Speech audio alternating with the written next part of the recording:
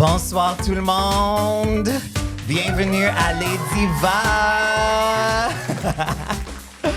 Oh mon Dieu, mon nouveau podcast où j'irai à la rencontre des plus grands divas du Québec.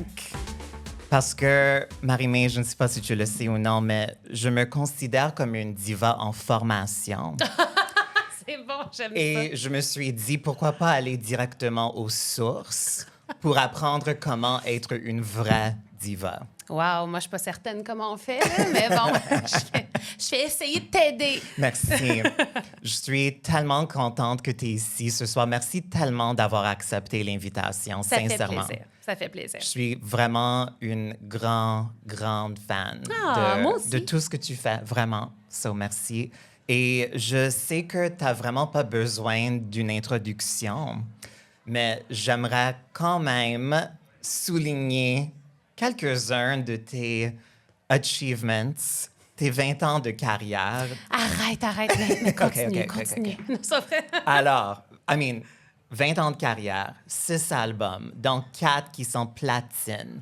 Tu as rempli le Centre Bell 15 fois. OK? Et tu as été nommée l'artiste féminine de l'année à la disque 5 fois. Tu as vraiment une carrière hors pair au Québec.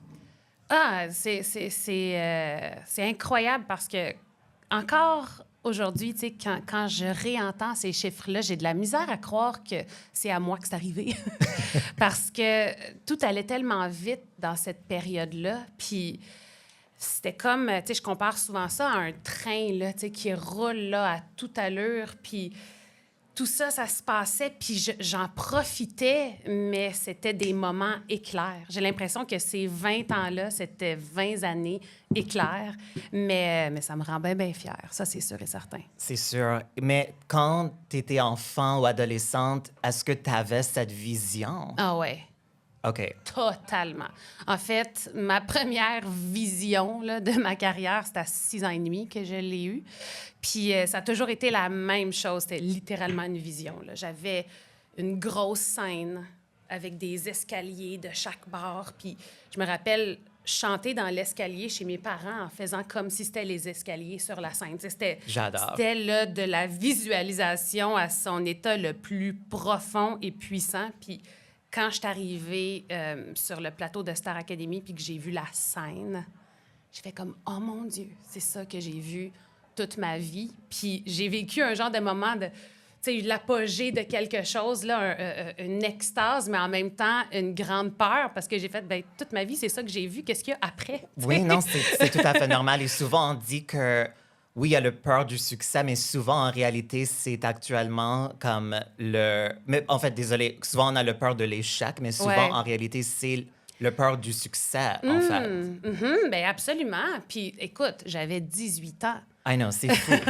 J'avais 18 ans. Fait que c'est sûr que je pense que ça m'a aidé de connaître ce succès-là, mettons, avec Star Academy, très jeune, parce que, d'une part, je me sentais tellement préparée pour ça, là. J'étais comme un petit, là, bulldozer, là. Puis toute ma vie, j'avais... Toute ma vie à 18 ans, tu sais, mais tout ce que je connaissais Oui. de la vie, tu sais, ben moi, je l'ai passé à rêver devenir chanteuse. Fait que quand j'ai eu ça entre mes mains, la seule chose que je voulais, c'était m'améliorer. C'était mettre des cordes à mon arc. C'était écrire des meilleures chansons. Fait que c'est ça. J'ai essayé de combattre cette peur-là qui arrive avec un succès qui ne nous appartient pas en plus, parce que Star Academy, c'est un phénomène où on est 14. Oui. t'sais. Mais après ça, ben, c'était juste d'essayer de faire mon chemin à moi. Puis pour moi, ça a toujours été l'écriture. T'sais. Puis je regarde la petite pile de CD. We're gonna get there. We're gonna get capoter. there. Ouais. C'est quand même un body of work vraiment impressionnant. Mais before we get there, on a quelque chose en commun. On ne sait pas comment conduire. Ah non! Yes! Et je pense que même toi, tu as fait plus de démarches. Moi, j'ai même pas jamais eu mon permis d'apprentissage. Oh non! Ah. J'ai jamais Attends, mais essayé. moi, j'ai eu mon permis d'apprenti, mais je ne l'ai pas renouvelé, fait que je l'ai plus. Fait que finalement, il faudrait que j'ai repassé le texte théorique si je voulais l'avoir. Et pour vrai, c'est un flop total. Là. J'ai Oui. essayé. Je peux dire que j'ai essayé, Ça a pas Mais marché. t'habites quand même dans le Nord. Ouais. Alors, comment ça fonctionne? Les taxis m'adorent. OK. Je suis une très, très bonne cliente. Et est-ce que dans le Nord, il y a juste le même taxi Il y driver? en a 3, genre. OK. Et ils vous connaissent tous? Ben oui, ben oui. Est-ce que c'est des personnes qui sont devenues des amis? Est-ce qu'ils connaissent tous tes secrets? Oh my God, le nombre de meetings que je fais dans le taxi, là, ils en connaissent beaucoup. Ouais, ils en OK. connaissent beaucoup. J'adore. L'autre chose que nous avons en commun, c'est qu'on a grandi en banlieue. Ouais. Moi, c'était à Pierrefonds, Oui. a.k.a. Rock Bottom. Et toi, c'était à Varennes. Oui, Varennes. Est-ce que Varennes est plus glamorous que Pierrefonds? Oh! Je vais dire oui parce que j'habitais là, je suis née là. Donc, non, pour vrai. Moi, j'ai tellement de bons souvenirs là, de Varennes. Là. OK. Tu sais, c'est une petite ville, limite village. Il y a des rangs, tout le monde se connaît. Mais pour moi, ça a été la plus belle des enfances, dans le fond. C'est ça. Pour moi, c'est les belles années, c'est l'innocence, c'est... Mais est-ce que tu avais l'envie de quitter le plus tôt possible ou non? En fait, Varennes, pas si mal, parce qu'on a quitté Varennes, j'avais 15 ans. OK. Après ça, j'ai été 5 ans à Boucherville. Là, j'ai fait un petit peu plus de dommages. Là, j'avais hâte de sortir de Boucherville pour m'en aller à Montréal. Je comprends. On t'a connu justement à 18 ans, tellement jeune, tellement du succès à un si jeune âge. Est-ce que tu avais même eu la chance d'avoir un job régulier, comme travailler au service de la clientèle, travailler dans un centre d'achat? Est-ce que tu as eu un emploi régulier dans ta vie? Oui, j'en ai eu 2. OK. Quoi? Écoute, pour vrai, j'adore cette histoire. Je travaillais dans un dépanneur, mais moi, il faut comprendre que je suis terrible en mathématiques. OK. Terrible. Fait que j'avais 16 ans et demi, 16-17, right? Puis là, on m'apprend comment, changer les boîtes les boîtes de lait dans le frigo, puis nettoyer l'hiver, les planchers, puis la caisse, puis tout ça. Puis je suis comme, c'est beaucoup, là, pour une adolescente. Oui. Là, je trouvais que c'était beaucoup de responsabilités. Mais j'ai comme, hey, regarde, première job, let's go, on y va. Puis, fait que là, c'était l'hiver en plus. Fait que là, une journée, ils me disent, OK, Marie, on te laisse toute seule. T'sais. Là, le cœur veut m'arracher. Puis comme, la caisse, elle balancera pas, là, mais c'est pas grave. Là, je vais faire du mieux que je peux. Fait que là, je fais tout. Je change les frigos, je nettoie le plancher parce qu'à chaque fois qu'il y a une personne qui rentre, il y a de la boîte, il y a de la slotch. La caisse, comme 3 et 5 c'est genre vraiment un peu n'importe quoi. Puis là, à la fin de la soirée, somme toute, je me sens fière parce que j'ai fait toutes les tâches que j'étais censée faire. Puis, tu sais, comme le sentiment du devoir accompli, même si la caisse, ça balance pas. Puis, le lendemain matin, je reçois un appel à 5 heures du matin. Ils sont comme, Marie, rentre pas à matin. Puis, je suis comme, pourquoi? J'ai tellement essayé de bien faire les choses. J'avais oublié de fermer la porte du lave-auto en hiver. Marie-Mé. Ben oui, mais là, moi, je savais pas comment. Écoute, moi, TDAH. Ça, c'est tellement drôle. TDAH, comme, oublie pas ça. La porte, là, elle n'existait plus dans ma tête. Fait que c'est ça. Fait que ça, j'ai eu une job une journée. OK, une journée. Oui, Wow. oui, exactement. OK. Puis l'autre, j'étais les vendeuses, là, tu sais, le télémarketing, là. Oui. Je vendais des thermopompes. Avez-vous déjà reçu des appels de thermopompes? C'était moi.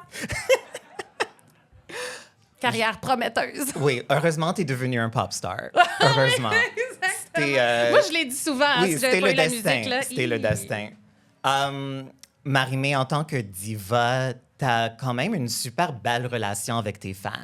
Ben oui. Et je sais que dans ta carrière, quand tu es en tournée, après tes shows, tu prends toujours le temps de prendre des photos, signer des autographes. C'est vraiment touchant et tellement beau parce que c'est pas tous les artistes qui font ça. Mais je me demande parfois, parce que c'est un peu à moi, est-ce que parfois tu as peur qu'avec cette proximité, you're gonna get a stalker? Que quelqu'un va aller comme au-delà de leur obsession? Est-ce que parfois cette proximité ou cette intensité d'amour parfois que tu reçois te fait peur parfois? Parce que moi, parfois, comme... Peut-être I'm just too paranoid, but I'm like... je suis très facilement trouvable et comme l'idée que quelqu'un devient obsédé avec moi et qui me suit partout, qui me stalk, me fait tellement peur. Et je me demande, as-tu peur aussi? Non, non, non, pas du tout. Mais OK. en fait, je pense que c'est ce que ça fait aussi avoir un lien avec son public. C'est que je trouve que ça enlève un peu le... Tu sais, la façon dont on voit les chanteurs, souvent, là, on les met sur un piédestal, Oui. là, puis c'est un peu intouchable. Moi, j'ai jamais voulu être intouchable avec mon public. J'ai toujours voulu qu'on se regarde les yeux dans les yeux. Je suis pas plus spéciale que personne d'autre. Puis ce lien-là, je pense que c'est... Ben, en fait, c'est ce qui fait que je fais encore de la musique aujourd'hui. Tu sais, je sens qu'on s'apporte tellement les uns et les autres. Puis c'est une relation qui est donnant-donnant. Puis non, ça m'est jamais arrivé d'avoir un stalker. Oui, il y a des gens qui sont intenses des fois, mais c'est de l'amour. C'est de l'amour. I love that. C'est quoi la plus belle chose qu'un fan t'a faite pour toi et c'est quoi la chose la plus terrifiante? Oh my God. Plus belle chose.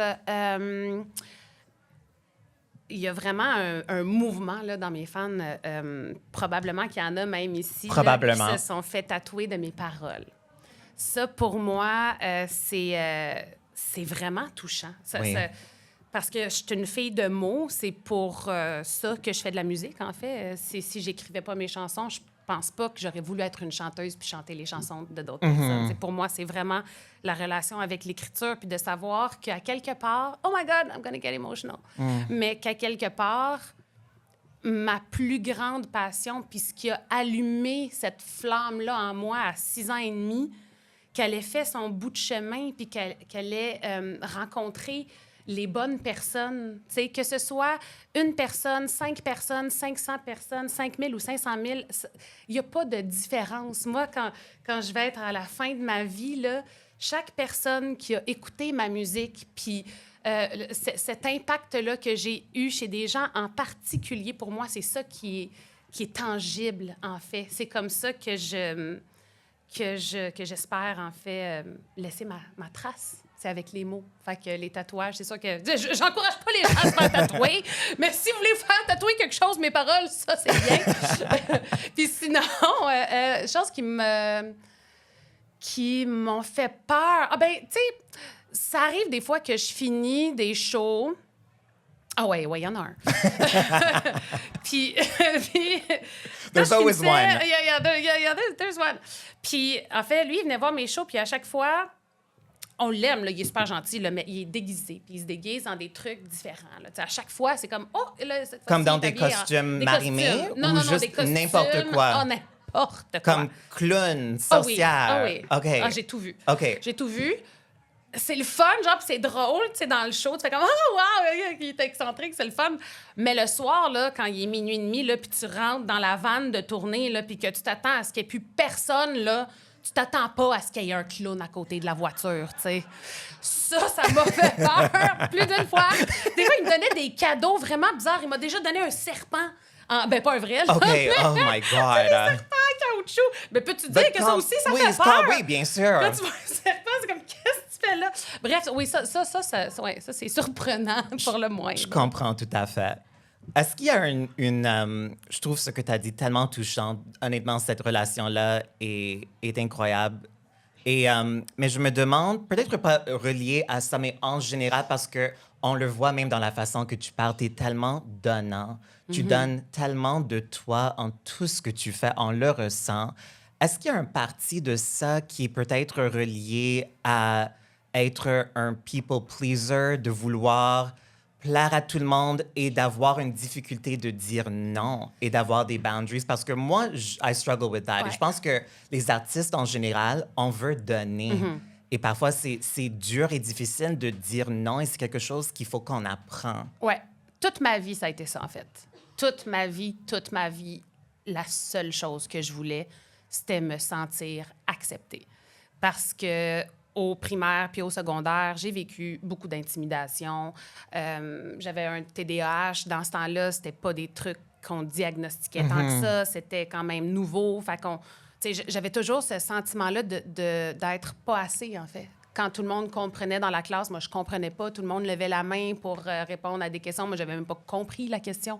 C'était vraiment constant, ce sentiment-là c'est ça, de me sentir pas à la hauteur puis d'essayer de prouver aux gens que je suis capable, tu sais. Fait que ça, oui, ça a été un gros moteur, mais ce moteur-là, à un moment donné, il étouffe quand tu roules dessus trop longtemps. Oui. Moi, c'est vraiment ça qui est arrivé. À un moment donné, en fait, c'est que tu t'étourdis à essayer de plaire à tout le monde, mais tu plais jamais à tout le monde. Puis là, quand tu es devenu tellement aseptisé, puis tu essaies tellement d'avoir la bonne réponse, pas par mauvaise intention, pas parce que tu es fake, juste parce que tu veux pas décevoir, ben là, tu te rends vraiment à un point où t'es comme, là, c'est-tu moi, là, je réponds ça, mais c'est-tu vraiment ce que je pense ou c'est ce que je devrais dire, puis ce que les gens s'attendent à ce que je dise? Puis, fait qu'on perd beaucoup d'authenticité comme ça, puis moi, à un moment donné, il a fallu que je défasse toutes mes croyances là, personnelles, là, puis tout ce que je pensais qui me définissait, dont le succès, mes fans. Je les voyais vraiment comme une bouée de sauvetage, tu sais. Puis c'est beau, puis c'est poétique, mais c'est très triste en même temps quand tu dis je chante la confiance en soi. Comment ça, si je les ai pas, j'ai plus confiance en moi. Fait que j'ai essayé de me rééquilibrer là-dedans puis de me poser les bonnes questions. Tu sais, qui suis-je? Où vais-je? mais ça m'a... c'est ça m'a donné une deuxième chance à essayer de m'aimer mieux, de m'aimer sur des fondations qui sont plus solides. Puis après ça, ma relation avec mon public change.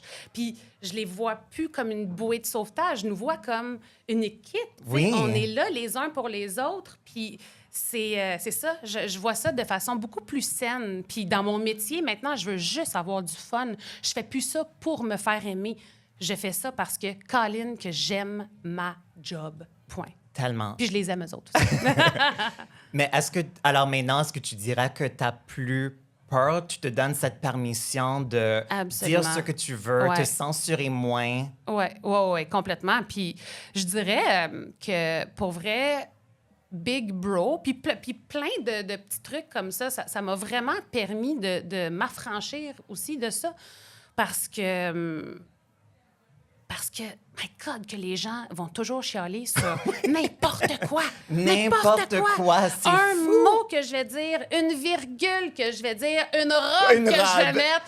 Tout le monde adore le parler de maquillage tes que je vais mettre, puis ce qu'elle s'est fait à refaire, ce qu'elle s'est pas fait à refaire. Puis les gens aiment ça spéculer, puis c'est correct.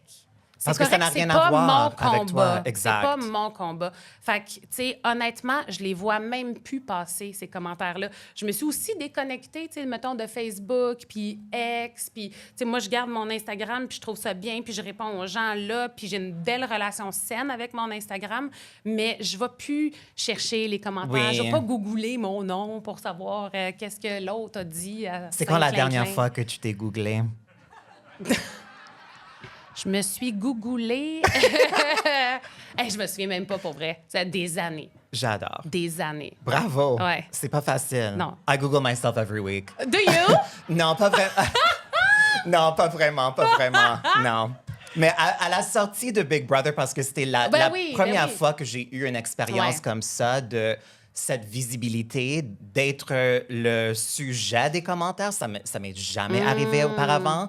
So, je pense, et moi, je suis quelqu'un qui est fasciné par la célébrité comme concept et comme, je suis tellement fan de tellement d'artistes. So, d'être de l'autre côté pour la première fois, c'était weird. Et c'était comme par curiosité. C'était comme, I deserve it, though. Well, yeah, I do, for sure. Mais c'est drôle qu'on parle de cette désir de vouloir plaire que tu as eu au début de ta carrière parce que quand on remonte au début, ta première album, Inoxydable. Non, mais attends, juste pause. OK. Les gens, là, sont outrés de comment je m'habille, right? Si vous saviez à quel point ça avait fait jaser aussi, j'avais 18 ans, j'avais 19 ans. Et là, je vais avoir 40 cet été. Les gens parlent encore de ce que je porte. Je suis comme, ça fait 20 ans, guys! Tabarouette, ça n'a pas de bon sens. Mais je veux pas que tu regardes en arrière parce qu'il y a le sticker de $2. Don't look, Marie-Mé. Don't look. De $2? Oui. 2 piastres pour cet album-là! C'est comme ça que vous savez que l'industrie de la musique est décédée. C'est triste, mais ça me fait plaisir. Wow! Mon Dieu, que je suis cheap. Vous voyez bien? Mais ce que je trouve intéressant et un peu drôle aussi en même temps, comme relié à cette désir de vouloir plaire et peut-être cette insécurité, parce que quand tu regardes la photo, pour moi, quand je regarde ton expression, c'est comme « don't fuck with me ». Ah, mais absolument. Mais dans cette période-là, là, je pense que... Tu sais, j'ai dit toute ma vie, j'ai voulu plaire. Je pense que dans cette période-là, pour vrai, c'est le moment de ma vie avant que je commence à me remettre en question. Ça, là, c'était moi qui arrivais finalement au moment que j'avais voulu. Puis j'avais bûché tellement fort. Puis c'était là, mon premier album. Puis je regarde des entrevues que je faisais dans ce temps-là. Puis je suis comme, oh my God, j'étais tellement hot. Où est-ce que je me suis perdue, tu sais? Où est-ce que je me suis mis à douter? Parce que, drette là... Alors, penses-tu que c'est je comme... Parce qu'évidemment, c'était un grand succès. Est-ce que tu penses que c'est ce succès qui t'a fait peur par la suite de comme... Et ça a peut-être amplifié ce désir de vouloir plaire? Ouais, je sais pas. Parce que là, il y avait quelque chose à perdre après ce succès. Oui, sauf que quand on a terminé cet album-là, on est allé en tournée, puis... tu sais, rapidement, on a commencé à travailler sur Dangereuse Attraction, le deuxième. Puis je le savais qu'il y avait des bonnes tonnes dessus, là, Mentir. Tu sais, je me sentais tellement meilleure en tant qu'autrice, compositrice, c'est ça qu'on dit, que c'est pas ça qui m'insécurisait tant que ça. Je pense que ce qui a fini par jouer un peu avec ma tête, c'est que je remarquais que dans notre milieu, on aime beaucoup mettre les gens dans des boîtes. Oui. Puis je trouvais ça pas vraiment le fun, tu sais, de faire comme... C'est pas parce que j'ai sorti cet album-là que je suis ça. Cet album-là fait partie de moi, mais je suis une artiste, je vais évoluer. Puis à chaque fois que je sortais un album, c'est tout le temps... Il y avait toujours comme une réticence à ce que je sorte de cette boîte-là. Puis c'est sûr qu'à un moment donné, aussi, tu sais, au départ, on remettait beaucoup... en question ce que j'écrivais, ce qui venait de moi versus ce qui venait de mon partenaire à l'époque. Puis, tu sais, c'était facile de dire, oui, mais elle n'écrit pas nécessairement ses chansons. Fait que, tu sais, c'est des petits trucs comme ça là, qui finissent par rentrer dans les cracks, là, pour faire comme, oh mon Dieu, mais peut-être que je suis pas si bonne que ça, finalement. Puis, tu sais, mais c'est insidieux parce que tu t'en rends pas compte exactement quand est-ce que ça commence, l'insécurité. Ça, c'est un peu épeurant. Ah ouais. Oui. Mais parlant de cette idée, justement, de les critiques qui questionnaient qu'est-ce que tu écrivais pour de vrai. Mais une des chansons qui reste vraiment comme incontournable de ce projet, évidemment, c'est Encore une nuit. Et je pense que ça fait parmi de tes chansons préférées de tes fans. Tu l'as écrit et composé la musique toute seule. C'est juste ton nom sur les crédits. C'est juste ton nom. Ouais. Et je l'ai écouté encore une fois aujourd'hui. Je l'écoute plusieurs fois, beaucoup. But quand je l'ai écouté ce matin, ce qui m'a frappé, c'est l'intensité de l'émotion. Wow. Et je me demande, maintenant, quand tu le chantes, qu'est-ce que ça représente pour toi versus ce que ça représentait il y a 20 ans? Parce que sur l'album, on ressent que les émotions, they're just right at the surface. Like, c'est là. Hein? Ouais. Et je me demande, quand tu le chantes maintenant, est-ce que ton rapport avec la chanson a changé ou est-ce que tu te remets dans ces mêmes émotions? J'ai toujours dit que c'est la musique qui me dit quoi écrire. C'est vraiment, je vais entendre une musique, ça va aller chercher une émotion, puis je vais aller vers cette émotion-là. Fait que je retourne là où j'étais il y a 20 ans quand j'ai sorti cet album-là. C'est instantané. Je n'essaie pas de la chanter différemment. Ça me fait sentir... c'est ça, comme la Marie-Mé de 16 ans qui l'a composé. Puis c'est ça la beauté aussi de voir les années passer. On me pose souvent la question, y a-tu des tunes que t'es tannée de faire? Je suis comme, non, parce que c'est tous mes petits bébés, ces chansons-là, puis ils représentent toute une partie de ma vie, un moment de ma vie précis, puis c'est un casse-tête, c'est le casse-tête de ma vie, ces albums-là. Oui, totalement. I love it so much. Et justement, par la suite, on a eu le deuxième album, Dangereuse Attraction, que j'adore. Un autre succès monstre. Et il y a un de mes chansons préférées, Amène-moi. Je l'aime beaucoup. Et le vidéoclip est malade, OK? T'es dans un Wow. spaceship, tu le conduis bizarrement. Tu peux pas conduire une voiture, La seule chose que j'ai mais conduit dans ma vie, c'est un c'est ça. spaceship. Est-ce que ça vous surprend? c'est ça, like, fuck the cars, let's just go straight for the spaceship. I want to go home. Mais ce que je trouve drôle, justement, c'est qu'on voit jamais ta destination finale dans le vidéoclip et je me demande, est-ce que, Ça ne faisait pas partie du synopsis. est-ce que le spaceship te ramenait à Varennes? Oh my God! Non, en fait, le spaceship, depuis ce temps-là, j'ai jamais atterri. Mais même quand cet album est sorti, t'étais toujours très jeune. Ouais, Et ouais. évidemment, nous, on connaît des horror stories du monde qui ont commencé très jeune dans l'industrie. Est-ce que toi, t'étais toujours bien entouré par une bonne équipe qui tenait vraiment à cœur ton bien-être? Ouais.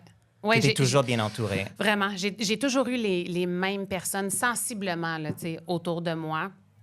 Puis je suis une fille hyper loyale. Tu sais. Puis même s'il y a des relations qui se terminent, mais il y en a d'autres qui commencent, je suis pas quelqu'un qui va aller à gauche puis à droite puis qui va changer de gérance souvent ou qui va changer de... Tu sais, mes personnes ressources, c'est mes personnes ressources. Puis on dirait que c'est plus facile atterrir, tu sais, quand tu as des personnes qui sont capables de te faire atterrir puis de te rappeler aussi, tu sais, Marie... Oublie pas, ça, c'est important. Oublie pas, quitter. Puis, tu sais, ma famille, on a toujours été hyper proches. Mais honnêtement, je pense même pas que j'ai eu besoin de conversations sérieuses sur « Oh my God, Marie-Mé, on pense que tu es en train de l'échapper solide. » Parce que quand j'étais plus jeune, là, je l'ai échappé solide. Mais avant Star Academy, tu sais. Sortir, Dans quel puis sens? être trop... Ben, Comme mon Dieu, comme être le dans les hard bars life, là. et- Ah, ouais, ouais. OK. Moi, j'étais là, les You were raves. like a party girl? Party girl. Mais moi, c'était la musique. Tu sais, moi, je sortais, là, puis je pouvais danser toute la nuit, juste, puis c'est la musique qui me portait. C'était un amour fou, mais tu sais, je sortais à tous les soirs, là. OK. Mais j'étais... En tout cas, ça aussi, c'est une autre chose. Les jeunes, si vous n'avez pas 18 ans, sortez pas dans les bars. Ne faites pas comme moi. Mais oui, définitivement, je l'ai vécu. Fait qu'à 18 ans, j'étais comme prête à passer à OK. autre chose. tu Oui, sais. non, c'est Fait que, c'est ouais. cool que tu as eu la chance de vivre ces années-là et C'est de ça. faire ce que tu avais besoin de faire, de sortir de ta système, mais dans l'anonymat. C'est total, c'est Avant vrai. que ça arrive, Exact. une fois que tu es Marie-Mé. Exact. Non, ça se peut pas, ça. Cet album t'a amené sur une énorme tournée. Ouais. Et tu as fait ton premier Centre Bell sur cette C'est tournée-là. vrai. Et je dois avouer, moi, j'ai pas grandi vraiment en étant fan de l'humour. Ouais. Pour moi, c'était vraiment la musique pop. Ça, c'était mon inspiration. C'est ça qui m'allumait. Et c'est sûr que pour les humoristes, c'est un peu plus rare qu'on Ouais. aura la chance de faire un Centre Bell. Mais pour moi, comme tu disais... You never know. You never know. Comme tu disais tout à l'heure, quand tu étais enfant, tu avais cette fantaisie de la grande scène Ouais. avec les escaliers. Et pour moi, sincèrement aussi, ça demeure une fantaisie d'avoir cette expérience de grandeur, d'énormité. Peux-tu me décrire, soit la première fois ou juste d'une Oh my manière God. plus générale, qu'est-ce que c'est de faire une salle comme le Centre Bell?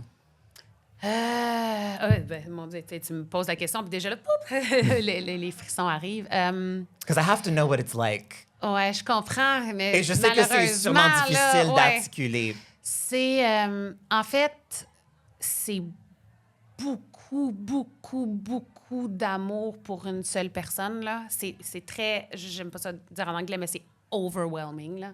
C'est rare, là, dans une vie, là, que tu vas avoir, mettons, 15 000 personnes devant toi qui t'aiment, tu sais, là, puis leur amour, puis Et tu le l'amour, ressens. ben oui, tu le ressens, c'est palpable. Puis je suis sûre que même les personnes qui sont dans la salle le ressentent. Oui. C'est électrique, une soirée comme ça.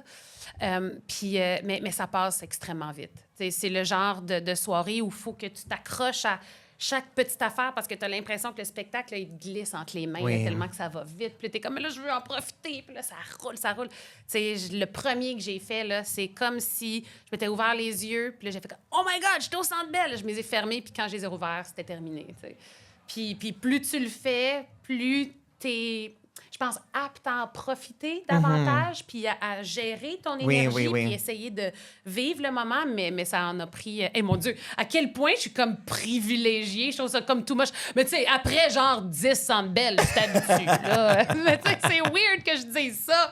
Ça n'a pas de sens que je dise ça, mais non, c'est mais vrai. tu t'habitues à gérer l'émotion ou comme juste d'avoir cette conscience d'être présent au moins le plus possible. Parce que même des petites choses, c'est éphémère, c'est difficile de s'accrocher vraiment aux sentiments.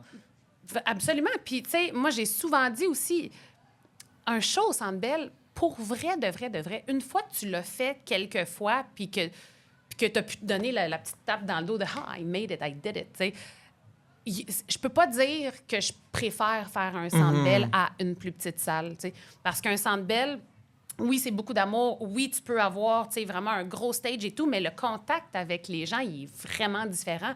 Ils sont tellement plus loin, c'est difficile d'aller les chercher les uns après les autres, alors que dans une plus petite salle, tu vois tout le monde, tu es capable de les regarder dans les yeux. Fait que, tu sais, une fois, c'est ça. C'est pas... Tu sais, le Centre Bell, c'est un énorme privilège, mais c'est pas là que tu dis, ça y est, j'ai réussi. Tu sais, je pense que ça se passe ailleurs que ça dans une carrière. T'sais. Cette tournée, tu as fait environ 100 dates. Je ne sais pas si tu t'en souviens, mais 100 dates, c'est... Ça me surprend pas, là. Énorme. Même la tournée mondiale de Beyoncé Renaissance était 50 dates, OK? Oh my God! Prends ça, Beyoncé! Alors, je me demande, est-ce qu'il y a vraiment autant de places où aller au Québec? Oui. Est-ce qu'il y a même 100 villes au Québec? Tu serais surprise. Non, mais... puis, en fait, il y a souvent des villes où je revenais souvent, là. Tu sais, fait que, mettons, Gatineau, je pouvais y aller 7-8 fois dans une tournée. Tu sais, fait que, oui, il y a ça aussi. Mais oui, tu sais, j'ai fait le tour du Québec, là, tellement Tu connais le Québec souvent, probablement mieux que personne d'autre. Ben, c'est encore drôle parce que je dors tout le temps dans la van. Tu sais. Fait que moi, je suis comme, c'est où donc, Rivière-du-Loup? Je me réveille à chaque fois. Mais justement, ce type d'horaire, je peux même pas imaginer à quel point c'est exigeant. Est-ce que tu avais Je pourrais plus faire ça. Oh non, non. Ces jours-là sont terminés. RIP. Non, mais puis honnêtement, je sais même pas si c'est quelque chose dont j'aurais envie. Non, je l'ai fait, puis je me suis brûlée, mais c'était bien brûlé, là. C'était doré, là, mais c'était vraiment difficile. Difficile physiquement, difficile sur la voix, difficile émotionnellement, difficile quand tu reviens à la maison après avoir fait 5 shows dans ta semaine. C'est comme, tu sais, c'est trop, ça prend trop de place. Moi, je préfère le faire, 2 petits shows dans une semaine. Wow, ça se prend bien, c'est ça. Mais... j'ai adoré ça. Je ne changerais rien à mon parcours, mais je le referais pas comme ça, c'est sûr. Parce que c'était pas la seule tournée que tu avais faite comme ça, quand même. Ah non. Ben en fait, tu sais, Inoxydable, on a fait beaucoup, beaucoup de dates. Elle, ça a été la première tournée où on avait énormément de dates, mais après, c'est que ça a été la même chose pour chacun de ces albums-là. Fait qu'à un moment donné, là, t'enchaînes les tournées, puis ça arrête pas, puis t'es tout le temps à chaud, puis... Mais c'est ça, pendant 10 ans, justement, commençant avec le premier album jusqu'à M, comme c'était vraiment un cycle non-stop. Album tournée, des longs tournées. Ouais. Jamais de pause. Et aussi, comme, tout a été un succès. Il y a vraiment comme, you know, après l'autre, un succès. Est-ce que ça crée une sorte de pression de comme... quand tu entres dans le studio ou quand tu es dans le processus de création, est-ce qu'il y a une pression pour que ça soit réussi? Pas du tout. Puis le succès, j'y pensais même pas. Puis c'est la même chose aujourd'hui. Tu sais, ça dépend. Il y a des gens qui font ça, puis j'ai l'impression que, tu sais, c'est ça, que aujourd'hui, il y a une génération aussi d'artistes qui, je crois, cherchent ça, tu sais, le genre de likes, le truc de viral et tout. Moi, ça n'a jamais été ça, tu sais, mon objectif. Moi, j'aime faire de la musique, j'aime écrire, j'aime rencontrer les gens, j'aime sentir que ma musique se rend jusqu'au public. Fait que oui, jusqu'à un certain degré, j'espère que ça va bien fonctionner, mais ça n'a jamais été une pression de « Oh my God, je veux être capable d'en refaire un ». Pas pendant toute la période qui se termine avec, justement, M. C'est ça. Tu sais, pendant tout ce temps-là, j'avais le même partner, tu sais, pour écrire toutes mes tunes aussi. Fait qu'il y avait cette zone de confort-là aussi. On travaillait toujours de la même façon. Fait qu'on était une machine bien huilée, là. Tu sais, je dirais que après, c'est ça, quand je me suis retrouvée seule, puis j'ai fait « Elle et moi », là, oui, il y a eu une certaine insécurité, un genre de qu'est-ce que je vaux? Est-ce que j'ai encore quelque chose à dire? Comment je fais pour redéfinir mon son, ce que j'ai envie de faire et tout? Mais sinon, tu sais, pour tous les autres albums, c'est comme j'y pensais même pas. Zéro pression. Zéro. Mais justement, comme tu l'as mentionné, tous ces albums-là, pour les 10 premières années de ta carrière, ont été faits avec Fred Saint-Gelais, ton ex-mari. Et dans ton film qui a sorti l'année passée, Immuable, que j'ai adoré, il y a des segments un peu plus documentaires où tu parles. Et justement, à la fin de cette relation et collaboration, avant que tu aies fait le prochain album, Elle et moi, tu as dit dans le film qu'il y avait comme une période de 2 années où tu n'as pas écrit de musique du tout. Et je me demande, qu'est-ce que ces 2 années-là t'ont donné? Est-ce que c'était une bonne chose ou est-ce que c'était frustrant? C'était tout. OK. C'était et une bonne chose, et frustrant, et douloureux, et triste. Et ça a été toutes les émotions. Toutes les émotions. Puis je pense que j'avais besoin de ça. T'sais, j'avais besoin d'un moment où... tu sais, là, on prend un pas de recul, on respire pour la première fois, mais en même temps, c'est ça, c'était difficile. C'était difficile, je savais pas, en fait, si j'étais capable d'écrire seule. Puis ça, c'était ça que je trouvais triste, parce que je suis comme, mon Dieu, comment j'ai fait pour me rendre là? T'sais, j'ai composé ma première chanson à 6 ans et demi. L'écriture, c'est ce qui me définit le mieux. Comment ça, je me retrouve 15 ans plus tard à me poser la question si je suis capable d'écrire. Puis là, c'est ça. Puis, tu sais, là, il y a des articles qui sortent aussi, puis qui disent, ben est-ce qu'elle est encore capable? Tu sais, fait que le doute que j'avais en moi, là, je le lisais, là, dans les articles. Là, j'étais comme, oh my God, maybe it's true. Maybe I'm done. Maybe I can do it. Mais à quel point c'était nécessaire que je passe par là, parce que c'est la même période où j'ai repris le contrôle de moi. C'était tout qui s'effondrait en même temps. T'sais. Puis ça, je trouve que c'est un beau cadeau à avoir dans une vie. Puis je sais que ça sonne bizarre, là, mais quand tout s'effondre, là, puis tout ce que tu as bâti, là, puis tu as l'impression là, que le plancher est en train de s'écrouler en dessous de tes pieds, c'est vraiment tough, mais en même temps, c'est tellement une belle opportunité de mettre des racines plus profondes, puis de rebâtir, tu sais, vraiment sur une fondation solide. Puis c'est ce que j'ai fait, puis ça a donné l'album Elle et moi, tu sais. Fait à partir de ce moment-là, j'ai fait « Pourquoi j'ai douté donc? » Sérieusement, pourquoi? Parce que c'est ma préférée. Oh my God! Honnêtement, et jusqu'à maintenant, je pense que... oui, c'est ça. I mean, j'ai entendu, on parlera de la nouvelle album qui s'en vient cette année, mais... T'as entendu pour les albums affaires? qui, I know, pour les albums qui existent jusqu'à date, c'est sincèrement mon préféré.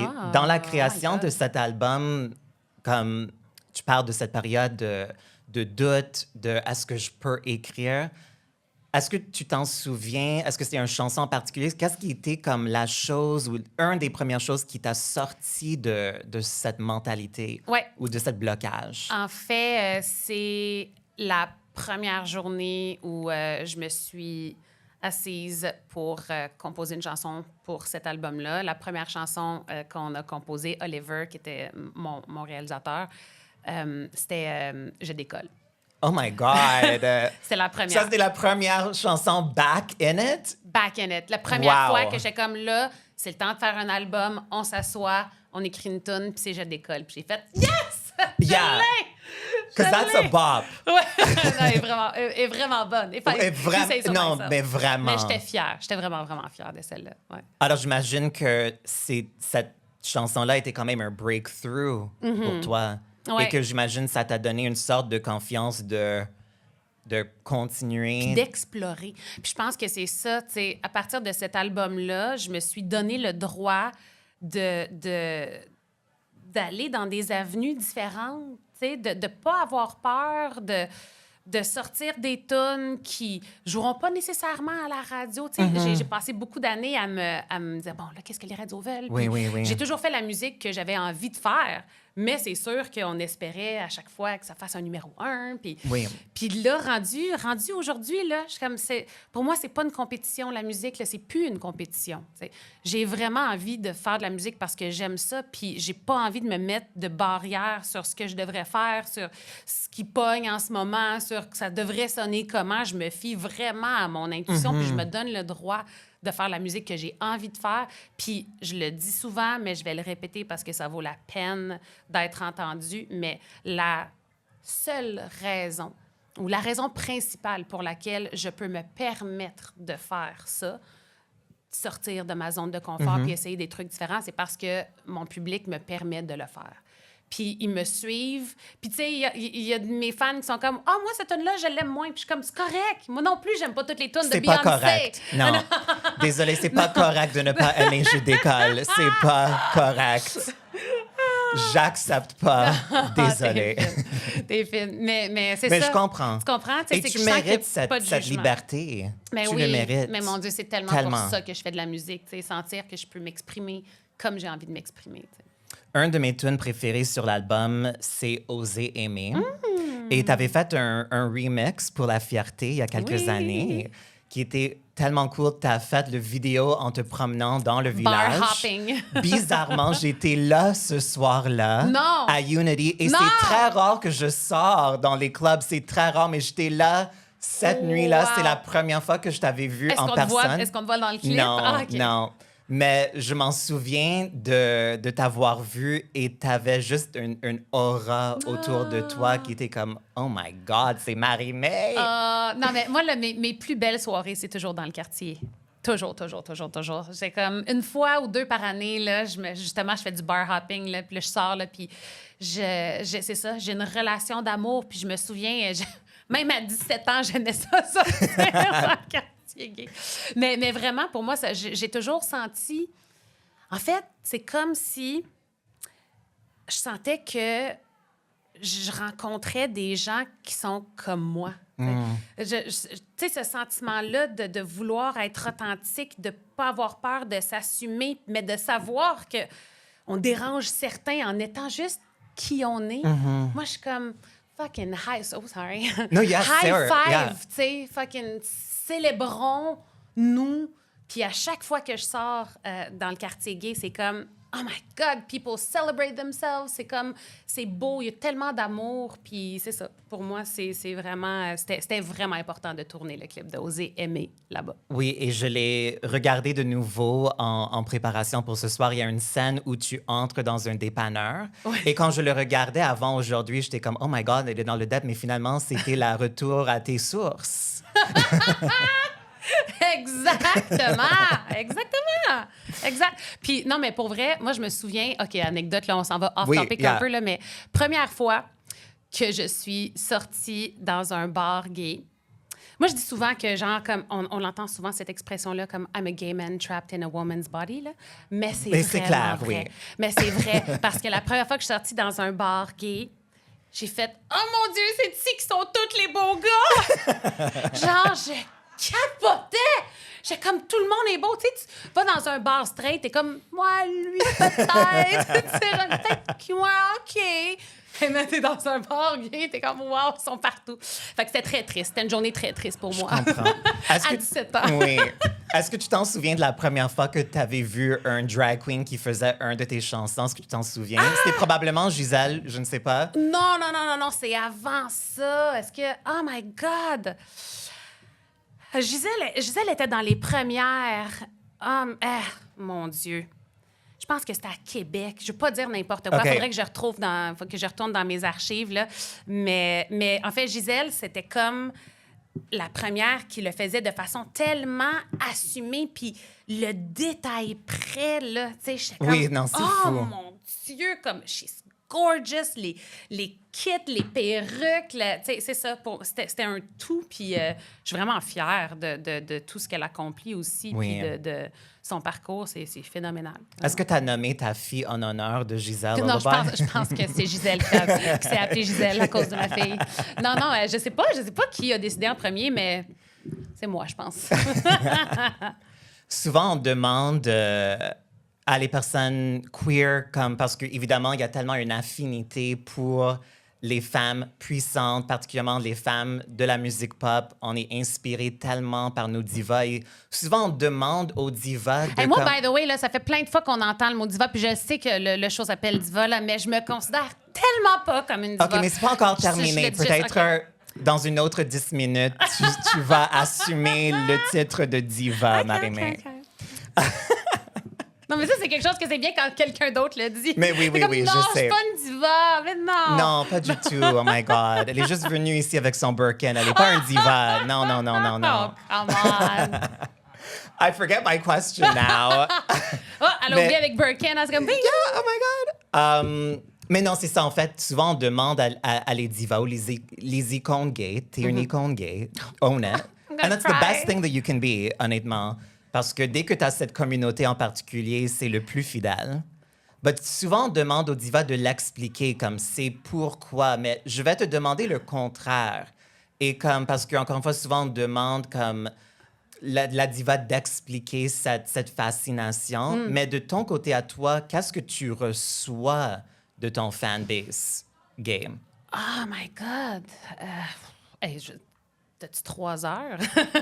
Non, mais c'est parce que c'est tellement large comme question. Tu sais, je pense que ma relation a commencé... En fait, ça a toujours été tellement sain. Ça n'a jamais été forcé. Puis je pense que c'est ça le plus important à dire, là, c'est que je me suis jamais dit « Ah, faudrait que j'aille chercher ce public-là. » Non, tu sais, j'ai été qui je suis, puis... Tranquillement, j'ai commencé à remarquer dans mes shows que, tu sais, des fois, là, écoute, il était jeune, là. Tu sais, je me rappelle de un en particulier, salut Jeff, tu sais, qui venait danser, là. Puis là, il était là, dans l'allée, là, puis il prenait toute la place, puis il dansait, puis, tu sais, le voir grandir. Puis j'ai vu tellement de mes fans grandir, se trouver, puis venir me dire, écoute, j'ai fait mon coming out. Grâce à ta musique, tu m'as donné le courage de m'assumer. Puis je suis comme, oh mon Dieu, moi, je m'assumais même pas tant que ça. Puis ma musique a eu cet effet-là sur toi. Je suis comme, c'est magique, tu sais, c'est magique, la musique. Puis je pense que dans mon cas, ça part de ça. Ça part pas de mon look nécessairement, ça part de ce que je dis puis l'énergie que je véhicule à travers mes chansons. À la base, je pense que c'est ça.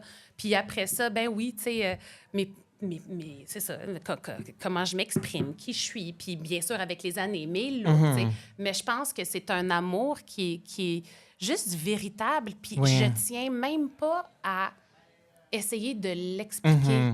Tu sais, il y a des trucs dans la vie, j'ai pas besoin de savoir la formule magique, tu sais. Non, c'est vrai. Je sais juste que cette relation-là est là, puis je la prends pas pour acquis, puis j'aime mes fans, peu importe leur orientation sexuelle, peu importe comment ils s'identifient, je les prends comme ils sont, tu sais, puis je sais qu'ils me prennent comme je suis aussi. C'est ça la clé. That's so beautiful. That's so true. I know. But on le ressent, et je suis contente que tu es capable de le recevoir et que tu le ressens autant. Because we feel it for you. You know, we have your back. C'est tellement gentil, mais c'est ça, we're a team. Oui, c'est ça. J'ai vraiment l'impression que c'est ça, qu'ensemble, my God, qu'on est fort. Puis toutes mes fans aussi, ça a toujours été ça. On est plus que juste « Ah, moi, je suis une chanteuse, puis eux autres aiment ma musique. » Il y a quelque chose de tangible avec chacun d'entre eux, qu'on se croise une fois par 10 ans ou qu'on se croise plus souvent. C'est ça, je sais pas. C'est inexplicable. Pour moi, la musique, c'est magique. Puis j'ai un respect énorme. Puis je prends même pas le crédit pour ce que j'écris. Tu sais, quand j'écris, là, les idées viennent, là, puis je sais pas d'où ça vient. Puis I don't... Well, prends un peu de crédit. But I don't want to take a bow for inspiration, because what is inspiration? Do you know what I mean? Oui. C'est juste, plus j'ai l'impression que plus je me sors de ma tête, plus j'écris des belles affaires. Fait que j'essaie de pas venir dans mes jambes. Puis j'ai vraiment un respect pour l'écriture. Puis après ça, je vois ce que ça fait, la musique. Puis je suis comme, my God, it's magical. C'est Oui. fou. Mais parlant de cette magie sur l'album, elle et moi, je dirais probablement ma chanson préférée, c'est Trahison sur ma peau, Je l'aime que beaucoup aussi. j'adore. Et je me demandais, comme, quand tu es quelqu'un qui a atteint le niveau de succès que tu as eu dans ta vie, j'imagine que il y a beaucoup de monde qui veut des choses de toi. J'imagine, j'imagine, je ne sais pas. Mais dans ta vie, est-ce que la trahison est quelque chose que tu as vécu beaucoup? Ah oui, ben oui. Puis en même temps, tu sais, probablement qu'il y a certaines personnes qui peuvent considérer que je les ai trahis aussi, tu sais. Je pense que, tu sais, en 20 ans, on n'a pas un parcours parfait, là. Je pense que ça serait irréaliste que de dire que ça se peut que ça arrive, là. Mais non, c'est ça, tu sais, oui. Puis j'ai appris beaucoup de ces trahisons-là. Tu sais, des gens qui étaient dans ma vie, que je pensais qu'ils étaient là pour les bonnes raisons. Tu sais, c'est ça. Je pense que ça fait partie de n'importe quel chemin. Tu sais, peu importe ce qu'on fait dans la vie, on va tous se faire trahir. Puis malgré, tu sais, contre nous, on va trahir aussi des gens, je pense. Oui.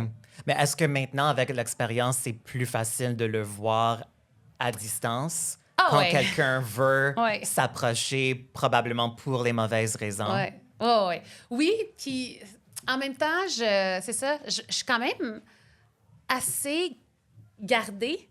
Tu sais, j'ai pas une tonne d'amis dans le milieu, puis je pense que ça a été tu sais, vraiment une bonne chose en bout de ligne, là, tu sais, parce que justement, j'avais de la difficulté à faire confiance des fois à certaines personnes, puis j'avais de la difficulté à lire, tu sais, justement, est-ce que cette personne-là est là pour les bonnes raisons ou est-ce que finalement elle est là juste parce que ça fait bien son affaire d'être là. Puis, fait qu'on dirait que de me séparer un peu de mon travail puis de mettre une distance entre qui je suis en tant que personne puis qui je suis en tant qu'artiste, ça m'a aidé à pas trop tomber dans ces pièges-là. J'ai toujours gardé vraiment... ma carrière, là, très, très près de moi. Oui. C'est un cercle qui est super serré, puis comme ça, on est sûr qu'il n'y a pas personne qui s'infiltre. Mais justement, parce que je pense que pour moi, on parlait de l'intimidation au début. Moi, c'est quelque chose que j'ai vécu aussi. Et comme quand on est dans un trauma, que ce soit la trahison, que ce soit l'intimidation, moi, de toute façon, je pense que pour plusieurs personnes, comme réponse à ce trauma, on a tendance de construire des murs autour de nous pour nous protéger. C'est l'instinct de survie. Mais éventuellement, ces murs nous servent plus. Absolument. Et c'est là que le mot le plus important, c'est boundaries. Oui. C'est pas d'être fermé. Puis ça aussi, j'ai dû le faire, ce travail-là. C'est ça, parce que c'est difficile de se protéger, mais de garder l'ouverture nécessaire pour être artiste. Exactement. C'est un équilibre, hein? C'est vraiment pas évident, sauf que ça fait du bien, de faire confiance aux gens aussi, parce que pendant longtemps, c'était comme, non, moi, je sais ce que je veux. Je vais pas écouter ce que personne, va me dire, parce que moi, je m'en vais à gauche, puis c'est à gauche que je dois aller, puis c'est plate, ça. Je pense que c'est important d'être ouvert aux autres, de faire confiance, mais en même temps, de mettre des limites aussi, puis de s'écouter, puis de se fier à son intuition. C'est bien rare que je me dis, ah, man, lui ou elle, je suis pas certaine, puis de me tromper. Oui. Yeah. Je pense Because you're a que... water sign, too. Yeah. Cancer on Cancer. L'album Elle et moi est sorti en 2018. On est maintenant déjà 2024. Wow. 6 ans. C'est la période le plus lent sans album de Marie-Mé. Mais on a le nouveau single Noir sur Noir que j'adore. Et justement, il n'y a pas si longtemps, tu m'as envoyé 3 chansons de la nouvelle... 3? Oui. Ah, mais je vais t'en envoyer d'autres, Oh my girl. God, merci. Et je dois dire sincèrement que j'ai pas arrêté de les écouter. Je pense que c'est tes meilleurs vocals ever. Merci. Et je ressens dans ces 3 chansons une énergie palpable. Oh. Qu'est-ce que tu peux nous dire de l'album? Oh my God, je suis tellement fière de cet album-là. Puis moi, j'avais vraiment comme but d'attendre de vraiment tomber en amour avec mes chansons. Puis tu sais, tu le sais, là, quand t'écris, là, puis t'es comme... Oh, je l'ai, là, tu sais. Puis j'ai essayé de travailler avec des personnes à gauche puis à droite et j'ai adoré ça. Tu sais, le processus de figuring out what you want to do, Oui. puis où t'es rendu, tu sais, à cette période-ci de ta vie. Puis ça faisait en sorte que j'ai comme, OK, ouais, j'ai écrit ça, c'est le fun. Là, j'ai collaboré avec des chanteurs, chanteuses ici, puis j'ai vraiment aimé ça aussi. Mais je sentais pas ce cri-là en moi de faire un album parce que faire un album, là, c'est vraiment difficile émotionnellement. Oui. En tout cas, pour moi, là, c'est vraiment revisiter des émotions, c'est se mettre à nu, littéralement, c'est faire face à ce qu'il y a de plus beau, mais ce qu'il y a de plus laid aussi, puis essayer de faire quelque chose de beau avec ça. Fait que c'est très drainant, j'adore ça, c'est ma vie, mais mon Dieu que c'est pas facile. Puis quand j'ai trouvé le réalisateur, shout out Luca, the producer, Shout out. pour moi, c'est devenu très clair. C'est comme, he's my guy. C'est avec lui que je fais l'album. On a fait l'album sur quelques mois, mais littéralement quelques semaines. On se voyait une semaine ici, une semaine là. Puis toutes les chansons qu'on a fait ensemble, je suis tellement fière. Puis c'est ce feeling-là que j'attendais. Après ça, une fois que j'ai eu ce feeling-là, puis que j'ai terminé l'album, je me dis, peu importe ce qui arrive, que ça pogne pas, c'est pas grave. Moi, comment je me sens par rapport à cet album-là, c'est la chose la plus importante, puis je suis fière. Voilà. Est-ce que tu as un album préféré de ta carrière? Oh. C'est quoi qu'il y avait là-dessus?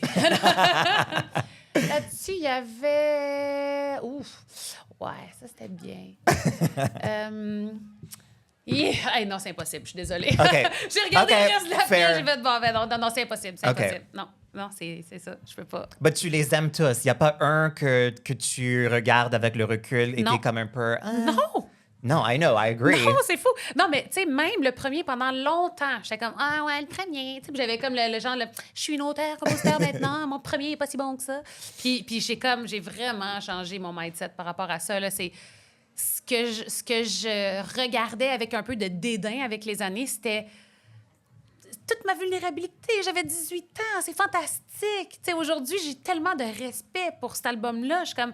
Man, j'ai eu le courage de faire un album à 19 ans, commencer à écrire des chansons, puis fait que c'est ça, tu sais, tout le côté qui est peut-être un peu moins poli, tu sais, un peu moins fini, c'est la beauté de cet album-là, tu sais. Yeah, it's the character, for sure. Yeah, and the raw energy, like you said. Exact. On l'entend vraiment, vraiment. Je voulais pas parler de Big Bro ce soir. Je voulais vraiment qu'on parle de la musique, mais je voulais juste quand même te dire que tu fais un job exceptionnel à l'animation de Big Bro. Sincèrement, j'aime tellement ça. T'es tellement bonne. Et je m'en souviens à mon éviction, évidemment, j'étais tellement triste. Ouais. Mais j'avais aussi tellement hâte de te voir et de te parler. Tu donnes cette énergie de... Tu nous reçois tellement dans la douceur, dans l'amour. Et ça fait vraiment toute la différence, je pense, dans cette expérience. Wow! So, je tenais merci. juste à te le dire. Merci de me le dire. C'est vraiment quelque chose que je prends pas pour acquis, là. Tu sais, je sais que ce que vous vivez dans cette maison-là, c'est insoutenable. Parce que toi, tu as le live feed chez moi, toi. Moi, j'ai le live feed. Moi, tu peux nous regarder n'importe quand. Moi, là, je me lève avec eux, je fais mon déjeuner avec eux, je me couche, je me brosse les dents en même temps que vous.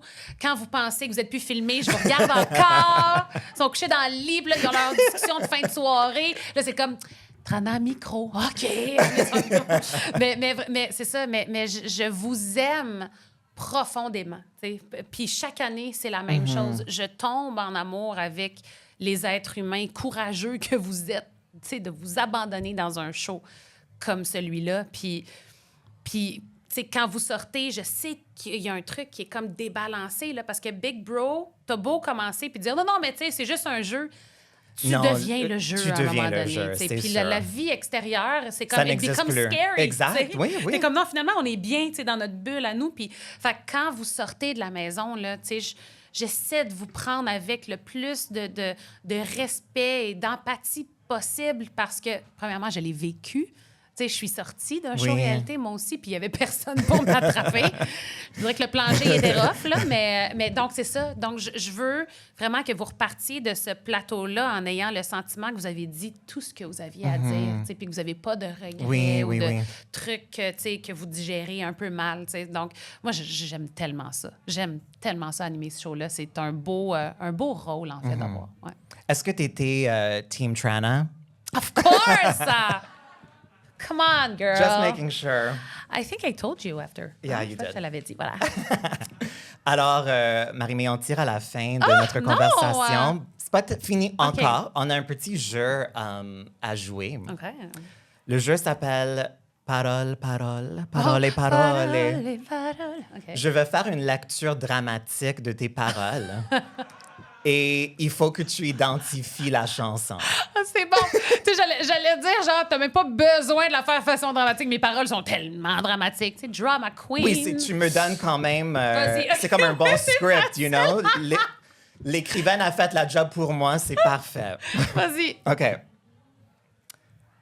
Les âmes sensibles s'abstiennent. Sorry, je vais recommencer. J'avais de la misère avec ce mot. Je suis une anglophone, OK? Les âmes sensibles s'abstiennent et les plus courageux reviennent dans l'espoir qu'on se souvienne. Priez pour éviter un destin. C'est qui prendra ma place, là, mon Dieu. Oui, t'es Oh my bonne! God, c'est tellement dramatique pour une toune qui est comme... Oui, voilà. OK, good job. La prochaine. La fin de nous. Tel un coup de canon. Un coup de... Je À vous fuis, portant. Wow, t'es bonne! OK, la dernière. OK. Un peu de courage pour recommencer. Un peu de courage pour recommencer, le pouvoir de se relever, des mots gravés pour 2 éternités. Voilà ce que je laisserai. C'est tout. Ma raison d'exister, exister. Wow, oh my God! OK, t'étais bien meilleure que Mitsu. Oui, mais Mitsu, depuis longtemps, là. Mais bravo, wow. Hey, merci. OK. Ah, j'aurais pu faire ça pendant des heures. Ah, la prochaine fois, volume 2. OK, good. OK. Alors, j'ai un petit questionnaire qu'on va faire dans quelques instants, mais juste pour conclure notre belle conversation, tout d'abord, merci encore tellement d'avoir été là. Je t'adore profondément, Marie-Mé. Ah, mais merci de penser que je suis une diva, Trana. Merci. Mais je le dis avec le plus d'amour possible pour moi. Et un peu d'humour. Et un peu d'humour, absolument. Mais j'aimerais savoir, encore une fois, on a parlé de toute ta carrière. C'est une carrière comme on l'a jamais vue. Et ça, c'est une des choses, honnêtement, que j'admire tellement, c'est que on est quand même une petite province. Mm-hmm. On est comme 8 millions de personnes. Mais en dedans de cette province, tu as réussi à créer quelque chose d'énorme. Et pour moi, ça montre que même si on reste ici et on s'investit ici, on n'est pas limité. Et je trouve que c'est le plus beau message. Sincèrement, ça m'inspire tellement. Oh, merci. Et Merci. je voulais savoir pour toi, du côté professionnel, qu'est-ce que tu considères ta plus grande réussite ou accomplissement? D'être encore là. Puis une carrière, là, ça vient avec beaucoup de larmes, puis beaucoup de douleurs, beaucoup de déceptions, mais tellement de belles choses, tu sais. C'est vraiment... Puis en même temps, une carrière, tu sais, quand tu remets ça en perspective, là, c'est pas grand-chose non plus. Tu sais, il y a des choses qui sont tellement plus importantes que ce qu'on fait dans la vie, tu sais. Mais moi, j'ai vraiment été chanceuse de trouver la musique, de trouver l'écriture, puis de faire de ma passion mon travail. Puis pour moi, c'est ça. Il y a vraiment quelque chose de beau quand je regarde ce parcours-là, puis de faire « wow, tu sais, il y a eu telle embûche, puis là, ça, c'est ce que j'ai écrit après, puis ça, c'est ce que j'ai écrit après. » Puis de faire comme « tabarouette! » Tu sais, à 18 ans, si on m'avait dit que 20 ans après, je ferais encore ça, j'aurais ri. J'aurais fait, mais de quoi vous parlez? Tu sais, c'est tellement hot. Puis j'aurais pu le lâcher à chaque album. Oui, vraiment? T'sais, ben oui. Puis je me suis demandé souvent, je prends-tu ma retraite? J'ai-tu encore quelque chose à raconter? Puis la musique, c'est comme ça revient tout le temps vers moi. Puis je suis comme, OK, ben parfait, je vais en faire un autre. Puis c'est ça, je suis contente d'être encore là, mais de m'être adoucie avec les années, de ne pas avoir laissé l'industrie puis certaines déceptions m'endurcir puis me rendre un peu blasée. J'ai gardé mon cœur fragile. Puis ça, je trouve que c'est une force en soi, d'être vulnérable puis de s'assumer dans sa vulnérabilité puis de continuer à faire sa job pour les bonnes raisons. T'sais. Oui, absolument. Et on est évidemment contente que tu es toujours là aussi. Ah, merci. Alors, le dernier segment est présenté par notre cher commanditaire Eros et compagnie. Hey, moi, je suis comme Barbie, hein, tu sais, on peut pas faire ça, des choses comme ça ici. Moi, je n'ai pas de vie sexuelle. Mais c'est un différent type de jouet que Barbie aujourd'hui. La boîte est un peu intense, honnêtement. Oh! Ben c'est une Barbie, là, je suis désolée. Quand même. Ah oui. Alors, promo code DIVA15, erosetcompagnie.com. Et ça... c'est un peu comme à l'hôpital, quand t'as fait une crise cardiaque. Oh, c'est tellement pratique, on peut même se faire un massage avec ça. Faudrait le laver, par exemple. On se le mettre dans le dos, voilà. J'imagine que ça fait comme... I don't know, tu le colles partout, tu press the on switch, il y a des vibrations. D'ailleurs, on a fait ça pendant le podcast, vous n'en êtes même pas rendu compte. C'est ça. So, moi, j'ai vraiment hâte de l'essayer, à moins que toi, tu veux le prendre, Marie-Mé, sinon, je l'essaye. Ouais, non, mais tu peux le garder. OK. Tu me le donneras après. OK. Si je l'aime... Mais ce sera un autre niveau à notre amitié, c'est sûr, de partager nos sex toys, for sure. Je vais l'essayer. OK. Je te donne mon rapport. Parfait. Et si tu l'aimes, tu peux t'en acheter Diva15 sur erosetcompagnie.com. Eros et compagnie, hook me up. OK, parfait. Alors, le questionnaire Oui. qu'on termine, Oui. c'est une liste de questions qui ont été demandées par Barbara Walters à my ses God. invités. Wow. Et moi, je vais te les demander sans contexte. Wow, j'adore ça! So, c'est des questions Barbara Walters génial. sans contexte. OK. Et tu peux les prendre de la façon que Parfait. tu veux. Quelle est la plus grande idée fausse à ton sujet? Ça, as-tu demandé ça à Britney Spears? En fait, elle l'a demandé à tout le monde. À tout le monde! C'était son go-to question. Ah, mon Dieu, la idée fausse. Oh, mon Dieu, je dis, il y en a tellement. Mais en fait, j'avoue que je m'aide pas, tu sais, dans le sens que moi, j'aime ça jouer avec la perception que les gens peuvent avoir de moi, tu sais. Dans un sens, je sais que quand je porte les vêtements que je porte, ça montre une certaine image qui peut choquer certains, qui peut faire jaser, ça peut donner l'image de la fille qui... Mais moi, ça, là, si tu savais à quel point j'aime ça... Are you trolling parce us? que, oui, parce que je ne suis pas cette personne-là. J'ai du plaisir avec les vêtements, mais je me réveille pas le matin avec ces kits-là. Mais des fois, j'ai l'impression qu'il y a certaines personnes qui pensent que Marie-Mé, c'est ça. c'est qui je suis, là, to my core, alors que dans la vie, je me maquille pas. Je suis toujours en jeans. Ce top-là, ça fait genre 15 ans que je l'ai. Tu sais, je ne suis pas... J'allais dire diva, mais là, ça sonne bien mal ici, là. Mais tu sais, c'est ça. Je pense que les gens, des fois, ils se trompent un peu avec l'image de moi qu'ils voient à la télé. Puis ça, je trouve ça drôle parce qu'en même temps, en parallèle, je fais des longues réponses. Tu couperas ça au montage. Mais en parallèle, c'est comme mon message, il n'a jamais changé. Oui. Puis mes valeurs ont toujours été les mêmes. Puis c'est drôle de voir comment, tout dépendamment de ce que tu portes, tu peux être une idole, le meilleur exemple ever ou, oh mon Dieu, le pire exemple pour la jeunesse, tu sais. Puis je suis comme, je suis la même personne. Ben, moi, j'adore que tu fuck avec nous un peu. C'est vraiment cool. Es-tu à l'aise avec toi-même? De plus en plus. Ça a été tricky. Puis encore là, c'est vraiment... C'est tough à dire ouvertement parce que c'est sûr que, tu sais, il y a des gens qui peuvent regarder de l'extérieur puis qui disent, oui, toi, t'es insécure, bien sûr. Mais tu sais, comment tu te sens dans ta tête puis les traumas que tu as eus. Puis, tu sais, on peut pas comparer. On peut pas comparer nos traumas puis on peut pas comparer, nos mal-être. Mais ça a été compliqué. Puis je pense que c'est dans ma mi-trentaine que j'ai vraiment commencé à m'assumer puis à m'aimer comme je suis. Puis c'est un cheminement, hein? Fait que, tu sais, Yes, ça on finit peut jamais. toujours s'aimer davantage, puis Absolument. s'accepter davantage. Puis moi, je suis sur ce chemin-là. Puis, tu sais, je fais du mieux que je peux. Puis en même temps, je pense que quand je me suis rasé les cheveux, Oui. ça a été un gros déclic pour moi, tu sais, d'enlever ce que je pensais qui me rendait jolie. Oui. Là, c'était comme mon security blanket, là, puis de faire comme, oh mon Dieu, wow, je me vois, tu sais, puis c'est ça, c'est moins dans... Je suis moins dans les détails puis l'image, tu sais, je me regarde d'un peu plus loin dans le miroir, puis j'aime ce que je vois. You should. Non, mais tu sais, je parle pas juste Non, non, je physique. sais, je sais. Ah, voilà, merci. And you should too. Oh, thanks.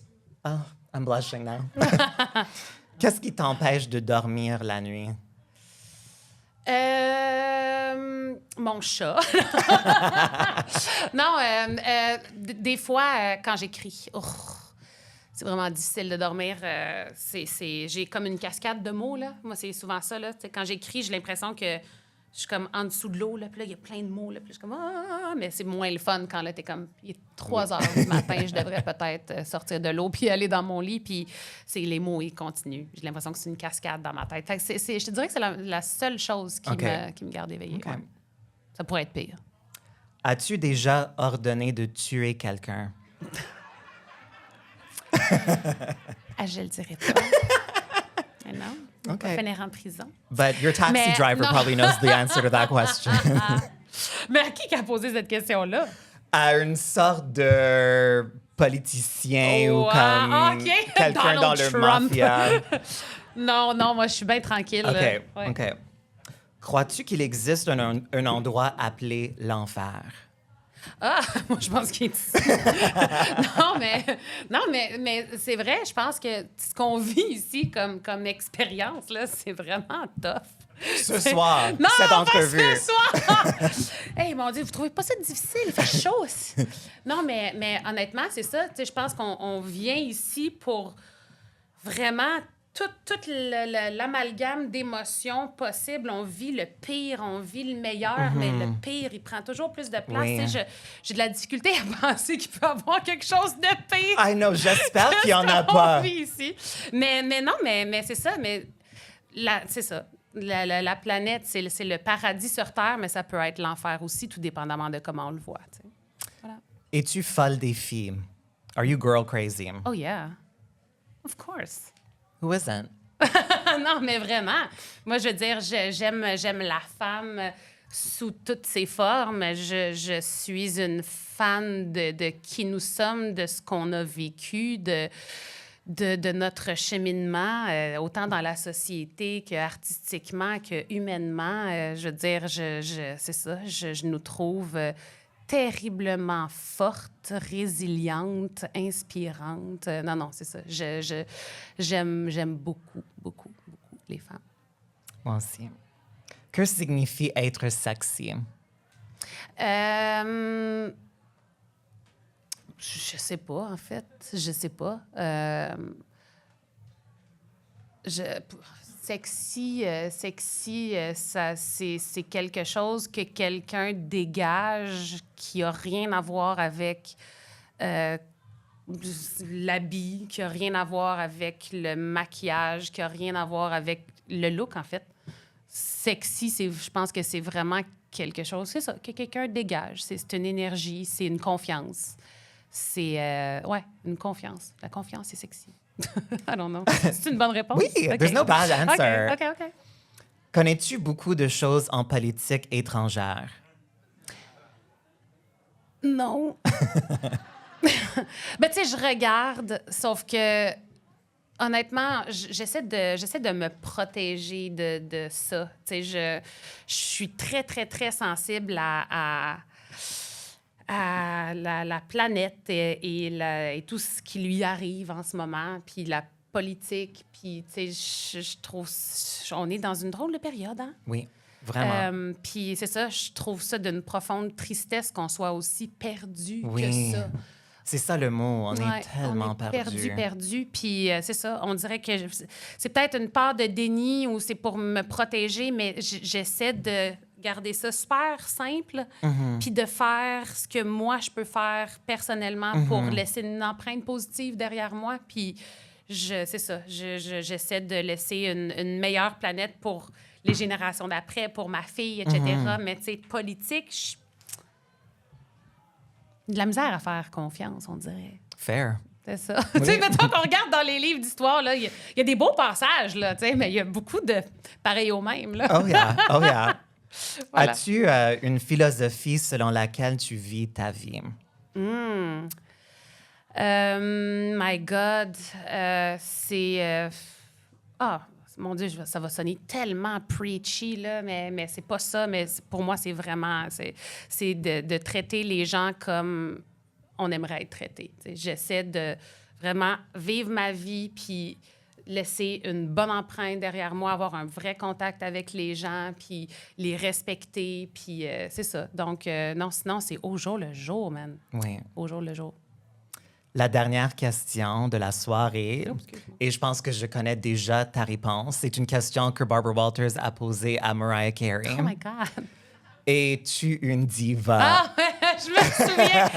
Puis genre, Mariah Carey, elle a sûrement fait comme « Oh, darling, who am I to say? » Mais en fait, je vais essayer de pousser un peu cette affaire. OK. Tu sais, moi, j'aime toutes les... Tu sais, celles qu'on qualifie de diva, tu sais...